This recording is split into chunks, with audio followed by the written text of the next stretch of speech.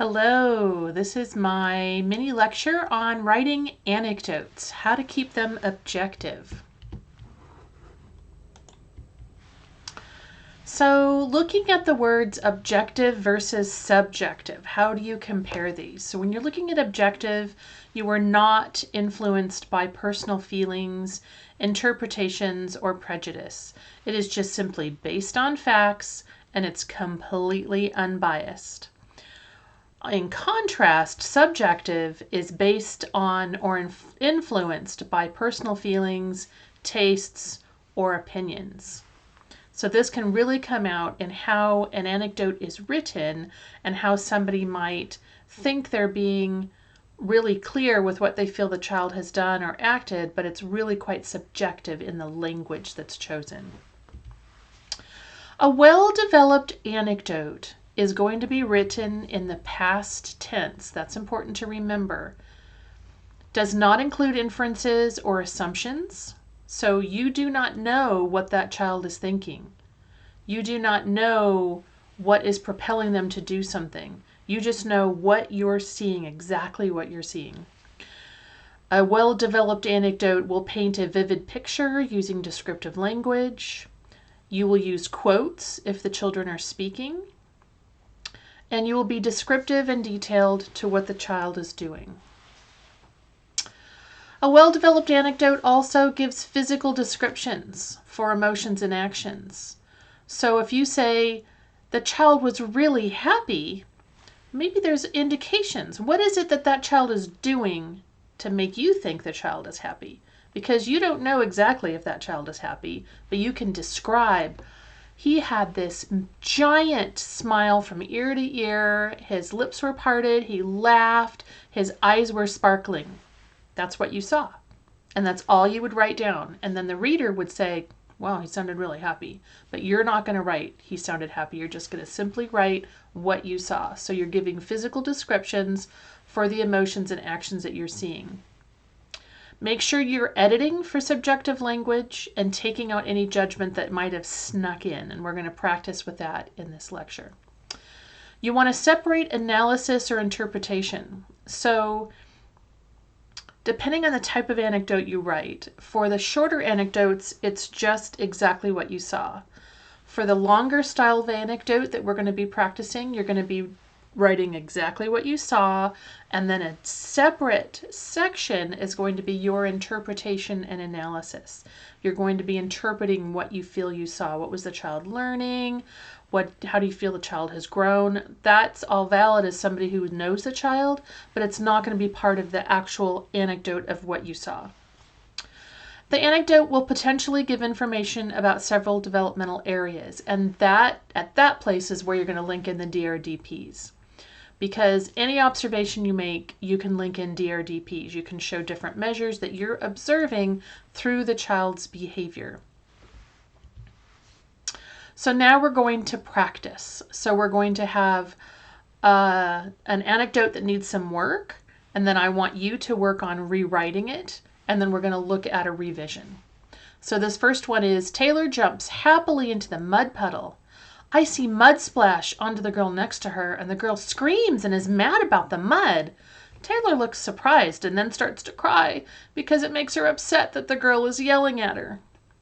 Okay, so stop the video, take a minute, and rewrite this anecdote. Think about what you might change. Think about what words feel a little bit too judgmental or are creating an assumption, and see what you can change with this. So here's our rewrite. This is just one possibility. It depends on the person who observed the child. Taylor jumped into a mud puddle with both feet. Mud splashed onto the girl next to her, and the girl looked at the mud on her clothes and uttered a high-pitched scream. Taylor looked at the girl screaming and then started crying. She wailed loudly as big tears spilled out of her eyes. The teacher knelt down to Taylor's level and spoke gently to both of the girls.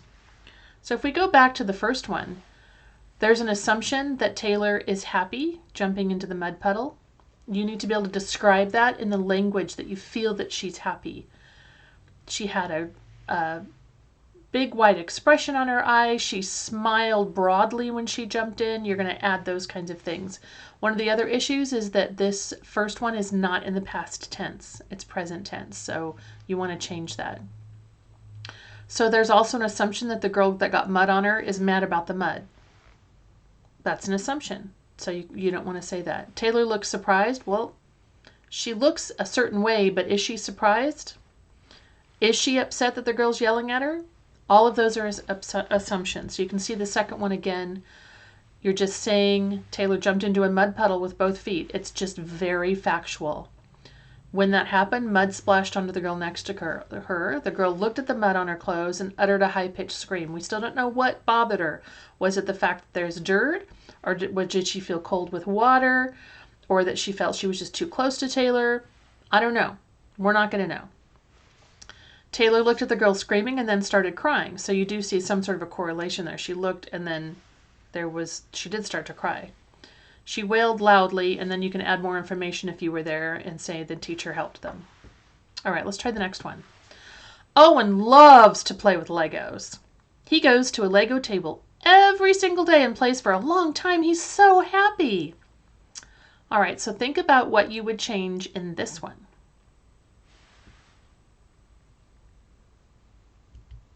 Here's the rewrite. Look how much longer this is. We're going to be detailed and specific. Owen went to the Lego table this afternoon after he woke up from nap. He played until snack time, which was about 30 minutes later, so very specific with the time. From nap time to snack time, which is about 30 minutes. Although he typically plays alone, today he engaged with another child and they made sounds like brrr and bzzz while building their own structures. Owen said, "Mine is a race car." His face was smiling with an open mouth, and he laughed out loud. "Vroom, vroom," he said again. Look at how much more detail that is telling us than he loves to play with Legos. Okay, how do you know that he loves to play with Legos? Going to the Lego table every single day might be something that you could put in his file, but it's not an anecdote. An anecdote is that moment that he is at that table that particular afternoon. And he plays for a long time. Be specific, like I said before, 30 minutes between nap time and snack time. And then he is so happy. What tells us that he's happy is his face is smiling, is an open mouth. He laughed out loud. He's talking with his friend. That is, you don't have to say he's happy. You have to tell the reader what he was doing that made him look happy. All right, here we have 3 children. Amy, Jamil, and Nora are in the dramatic play area. They are very active and they love to explore their environment. They are very cooperative. They like to play and explore a lot, but they especially love the dress-up clothes. All right, I'd like you to rewrite this one. Think about the verb tense. Think about the assumptions and what's missing. What are we not learning from this? How do you know they're cooperative? How do you know that they love the dress-up clothes? How are they active? How are they exploring? All of those things seem to be very limited. It's not really telling you much. Okay, rewrite it before you go to the next slide. All right, Amy, Jamil, and Nora explored the available props and dress-up clothes and spent much of their time with dramatic play trying on the dress-up clothes. Nora put on the large men's vest and said, "I'll be the dad." So you are learning that they like to explore the dress-up clothes because they looked at all the props and they looked at the clothes and they spent a lot of time there and they tried a lot of things on. So what they did is what's telling us how they like it. Jamil said, "I want to be the brother. Amy, you be the dog." Amy got down on all fours and started to bark. "Woof, woof," she said. She panted with her tongue out of her mouth. The 3 children share materials without any conflicts and continue their play for 15 minutes. There's the specific. There were no conflicts. They were able to use the same materials and they played for 15 minutes. Very specific. I want you to remember that when you're writing these. And everything got shifted to past tense. Jana loves to imitate the teachers in the center as they work throughout the day. Her temperament is very easygoing, and she seems to display much patience with learning new activities. She stayed with the activity for a long time. She stayed with what activity? And how do you know she loves to imitate teachers? What is she doing? How do you know she has patience? All right, I want you to think about how you might do this one a little bit differently. Jana looked at the daily schedule and said loudly, "Today we will have choice time, and then circle time, and then snack time." She looked around the room at the other children. Jana then walked to the side of the block area and picked up an airplane puzzle. She sat on the floor and began to work on the puzzle. She stayed with this activity for 10 minutes. Specific. We got the time that's specific. We have the specific activity, where she was, how she used it. And when she was looking at the daily schedule in this classroom, that's telling us that's something that typically the teachers look at and might make the announcement. And so she was kind of putting herself into that teacher role, but it's not going to be in your anecdote because that's an assumption. So you're just going to describe exactly what you saw her do. Kevin is slower to warm up than other children. When a parent came in, he read to the children. When a parent came in and read the children books and sat on the floor with them, he did not want to be near her. Okay, think about what you would change in this anecdote and write it down. Here's the revised anecdote. A parent came in to read books to the children. Kevin usually sits close to the book and the person reading, but today he sat far from the parent who was reading and stayed close to me at the edge of the circle. When the adult asked the group about a giraffe, Kevin whispered his answer into my ear. So this is being written by a teacher, and it's telling us, without saying these other words of he's slower to warm up, he didn't want to be near her, it's just saying exactly what he did do.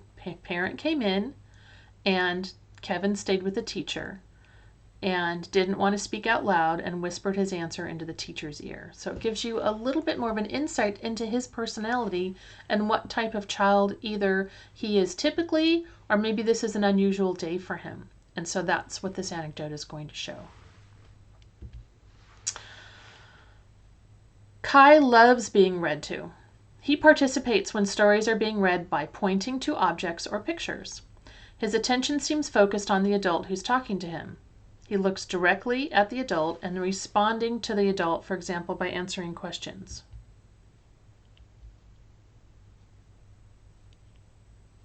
So think about that one and what you're hearing, what you're not hearing in it. And pause before you look at the next slide. Kai participated when a story was being read by pointing to objects or pictures. So we have a more consistent verb tense. The other version seemed really confusing.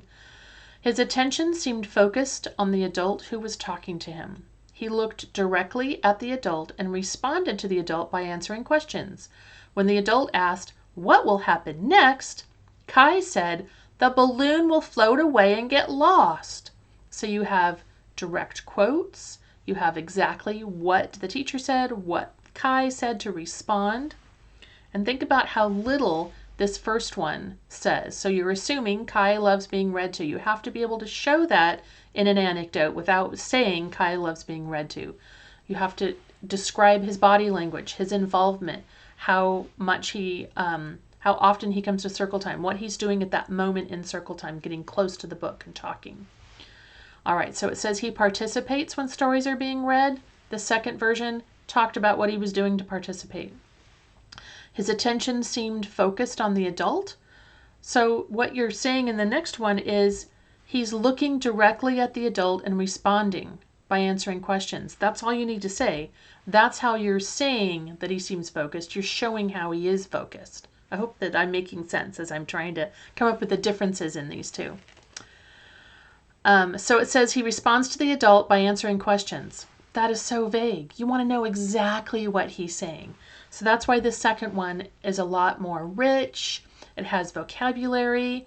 It has his attention and how he's participating. So there's just a lot more in this second one.